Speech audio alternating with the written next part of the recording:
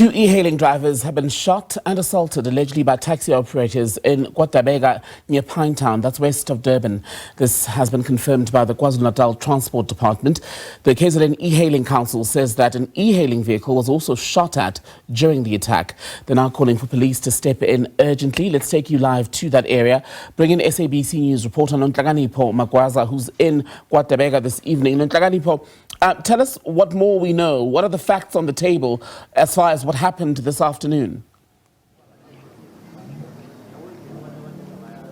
Good evening. We are still outside the KwaDabeka police station where the e-hailing drivers are still waiting for their case number so that they can show the police officers where exactly these perpetrators are, because apparently they are known to these e-hailing drivers. What we got from speaking to the e-hailing drivers that were assaulted this morning actually is that they were parked where they usually park to wait for their requests or wait for their passengers or to be called when these alleged taxi owners came to them and told them to move away from that spot because it belonged to their taxis. And when they asked that we've been here for this long, we've been using this spot, it's only then that one of them was assaulted and he was chased around his car and finally grabbed by one of the taxi drivers, and then he was assaulted. We saw him earlier on. He had his face was all battered, his clothes were all torn up,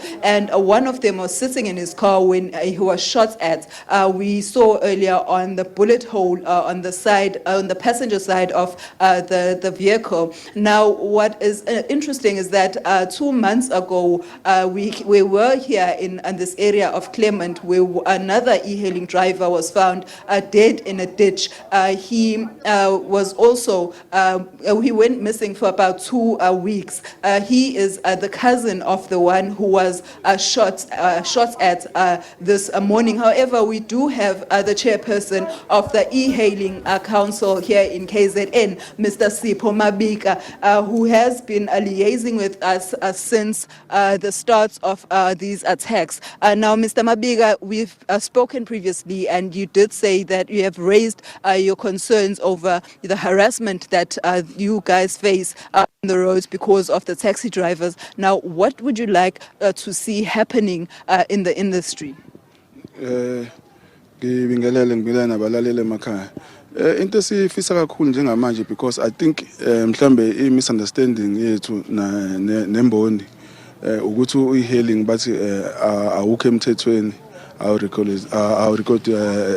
awurecogniziwe Department of Transport, but siyazi ukuthi upresident wayisayini ibill njengamanje ka uTransport ubusy nayo, so siyafisa ukuthi ba fast forward ilokhu process regulation ukuze maybe lezi inkinga esibhekane nazo zizophela with thina nabantu bama taxi because akusona isimo sokuqala senzeka la eKZN lesi sokuthi sitholakala o driver bethu sebehlukumezekile. So siyacela nje kakhulu ukuthi nalokho okwenzeke namhlanje besilokhu sikubukela kwenzeka ngala eSoweto, so siphatheke kabi ngoba sikubona sokwenzeka la kuthina. Thank you so much. That was Mr. Mabika saying that these taxi drivers are saying that they don't belong on the roads because they are not regulated. However, let's just quickly grab a transport spokesperson, Mr. Ndabe Zinhle. Ndabe, we've seen this harassment. They are harassing passengers as well. Now, as the Department of Transport, what do you say about this whole situation? Well, I think Mr. Sipho Masumbuga, the chair of the KZN eHailing Council, is correct that they are being harassed on a daily basis. It's very sad that we've got these youngsters who are trying to make a living and they are getting harassed, and the assault that they actually experienced this morning, it's something that must not be repeated. That is why the MEC for Transport and Human Settlements, Bonsu Duma, assigned a team from his office to work with the KZN eHailing Council as well as the law enforcement officers. You know, there is a provincial regulatory entity which has got Operation Chanela within that entity.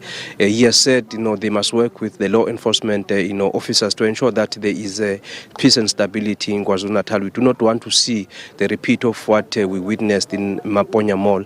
And linked to that, what the MEC Duma has also suggested is that look, we need to have another meeting with the KZN eHailing Council. Last week on the 18th of August, we had a meeting, and we are preparing for the actual implementation of the regulations that will guide us on how to implement the the amended National Land Transport Act. So this is how we believe will actually find a way of ensuring that there is efficiency within the public transport system in KwaZulu-Natal.